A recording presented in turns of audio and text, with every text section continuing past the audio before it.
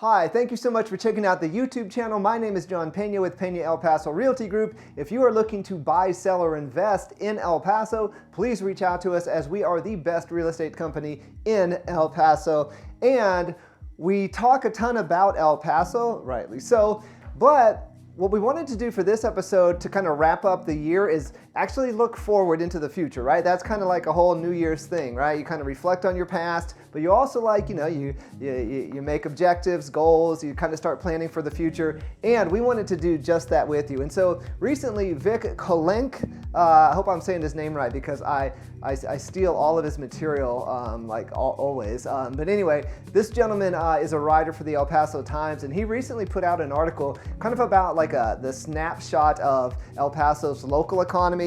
He talks about jobs, small businesses, everything like that. And basically in a nutshell, it was like, look, the El Paso economy did just fine this last year, 2022, but there are certainly signs that it will decelerate this year, 2023.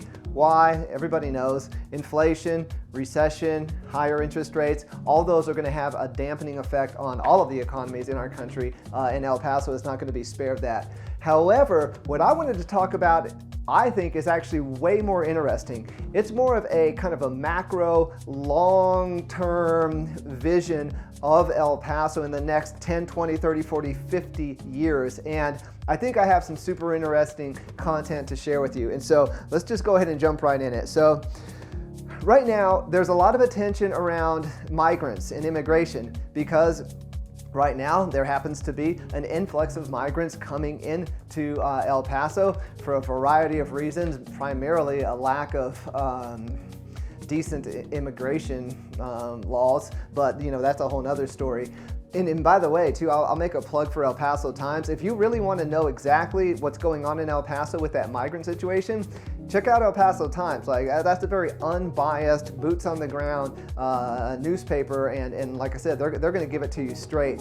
So plug for them. I love the El Paso Times. But anyway, so El Paso, since we're on the border with Mexico, a lot of people see this as a bad thing. Oh, well, we're the ones who are going to be overrun by immigrants, and the city's going to fall into ruin, and it's going to be taken over, and da-da-da-da-da. None of that is true, of course, but like I said, if you watch the news, you might think differently.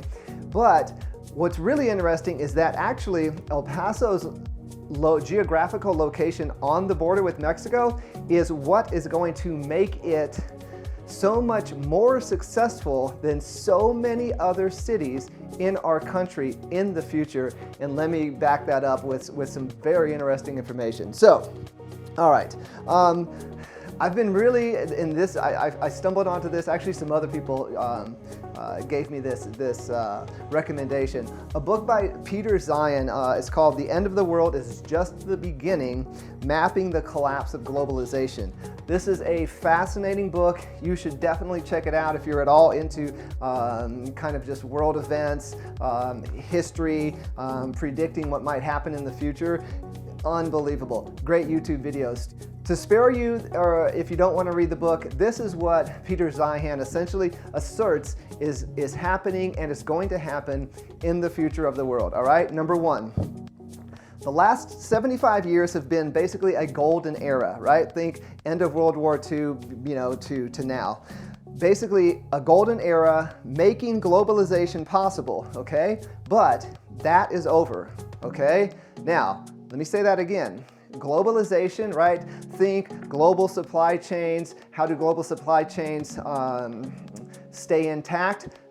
The U.S. Navy, that's how, right? At the end of World War II, the United States didn't just, decide to conquer all of the countries that it could have potentially, having been a very dominant player. What it did, it stepped back and said, look, we don't want to take over any of your lands, your country. What we do want to do is get everybody to kind of come together. Let's all agree on basically not going to war with one another, and then the fruits of all of our labors will, magnify into greatness. And by the way, we'll use our massively powerful U.S. Navy to basically maintain, law and order on the seas, which is how globalization, supply chains, and all of this is going to take place. And guess what? It worked out, right? Globalization has taken off, and that's where we've essentially kind of had this golden era. Lots of second, third world countries have been able to essentially industrialize in a very short amount of time and now find themselves,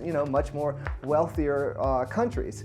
However, that is over, according to Peter Zeihan. Why is it over? Essentially, a lack of capital and a lack of labor. Okay, let me explain. So this may not sound like a big deal, but it is, okay? Trust me. If you're interested in this, check out this book. A big problem globally is that our populations are declining massively to the point of no return for many, many countries, okay, including China and these other countries, right? Meaning that the lack of people having enough babies to essentially grow up and enter into the labor force to provide the labor which provides the capital, that we're at a point of no return with most countries, right? Declining global populations are going to have a devastating effect on globalization. It simply is going to make it such that it is no longer possible to have the labor inputs to produce the outputs anymore, right? Now, the US is one of the few countries that is actually doing okay with population, but currently the US labor market is short about 400,000 workers. That's only going to increase year over year until 2034, where there's going to be a worker shortage of 900,000 people, okay? So, like I said, in the case in other countries is much worse, okay? Third thing, it means that basically countries and regions will have no choice but to make their own goods, grow their own food, secure their own energy, fight their own battles, and basically do it with populations that are basically shrinking and aging. Another reason why Peter basically argues that globalization is over, we're entering into a time when there's not enough energy and not enough food globally, okay? Now, the United States, we're very, very fortunate, primarily because of our geography and our land, our rivers, our water, all of that. The Midwest, where we can have very rich and fertile soil still. So we're fortunate in our country to be okay on the energy and the foodstuffs front. However, what is going to happen in the near future is the US is going to prioritize manufacturing, and this is where we turn to an eye on El Paso, okay? So let me just recap this as quickly and as succinctly as humanly possible. Globalization is over, okay? If you can buy into this and understand this, what's going to happen is when we transition from globalization, what do we transition to? All countries are going to have to transition to more of a localization, right?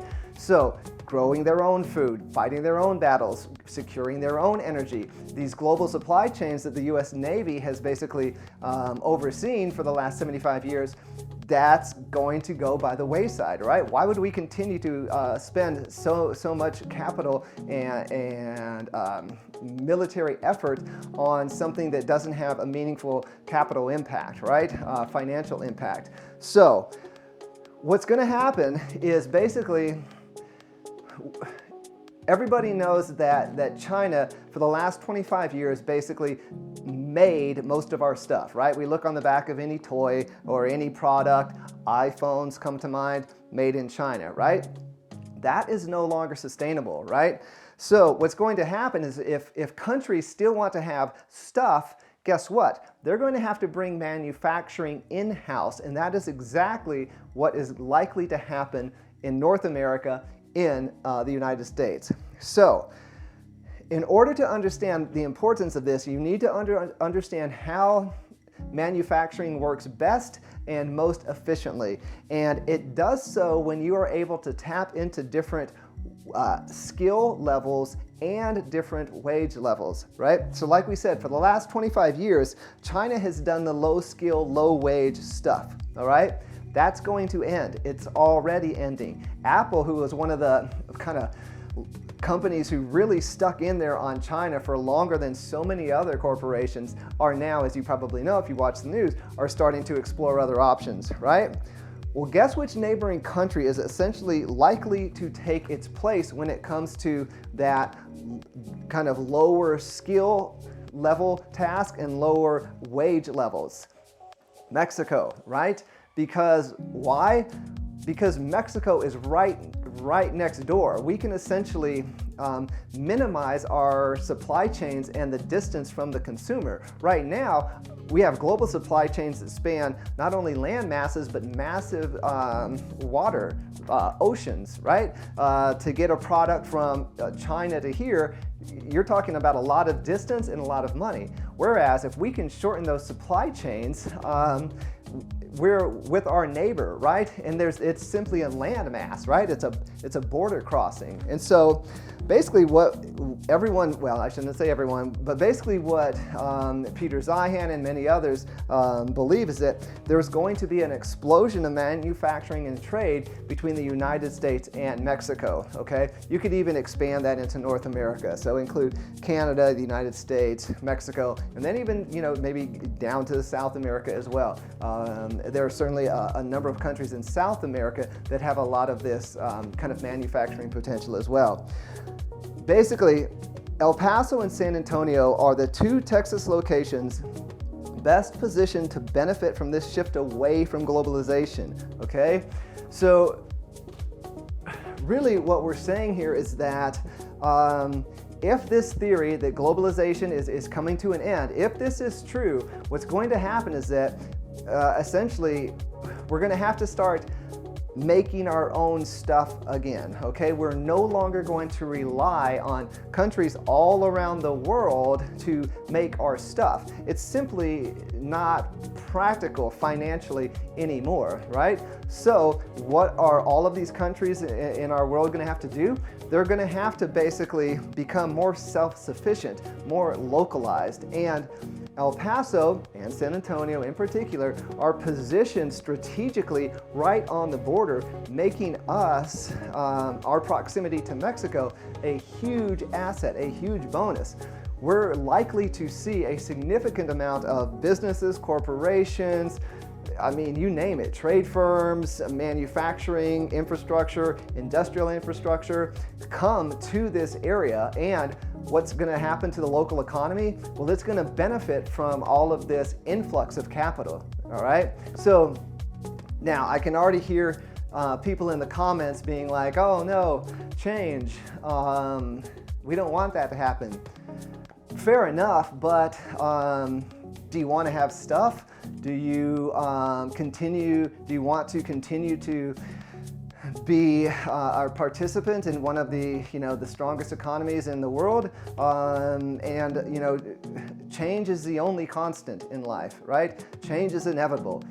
Whether we like it or we don't like it, it's going to happen. And if anything, I think if you're in the Southwest, particularly El Paso, the South even, I think you should be relatively optimistic that there's going to be a lot of opportunity in these areas because of our proximity to Mexico. So, like I said, I just find it interesting that right now, I imagine people on the outside looking in are seeing El Paso and thinking, oh, like, too bad for them, they're on the border, right? Like, it's a bad thing. But dare I make the case, based off of legitimate research and data, that in the upcoming future, actually what's going to make us stronger, what's going to give us a more kind of huge advantage, quite honestly, is because exactly of our proximity to the border and to Mexico. And so, like I said, I do hope that is somewhat interesting to you. Peter Zeihan. I'll put the book cover up here so you can check it out. I've got it on audiobook, so I've been listening to it a ton. But this, I would definitely be curious about what your comments are. Do you think that this is going to happen? Do you think that globalization is going to end? If so, do you think that our proximity to Mexico, that we're going to forge a stronger relationship with Mexico, not only to kind of for a manufacturing base, but also for that big shortage of labor? It's funny, sort of. With the influx of migrants, to tell you the truth, because of declining populations, and this has been the case in America forever, it's a country of immigrants, right? That we've always needed additional labor to make our country prosperous, right? And so it's likely that that's going to be a trend, but like I said, we're not seeing these great population spurts, not unless the millennials start having a ton of kids, and it seems like that is perhaps not so likely. So anyway, super interesting topic.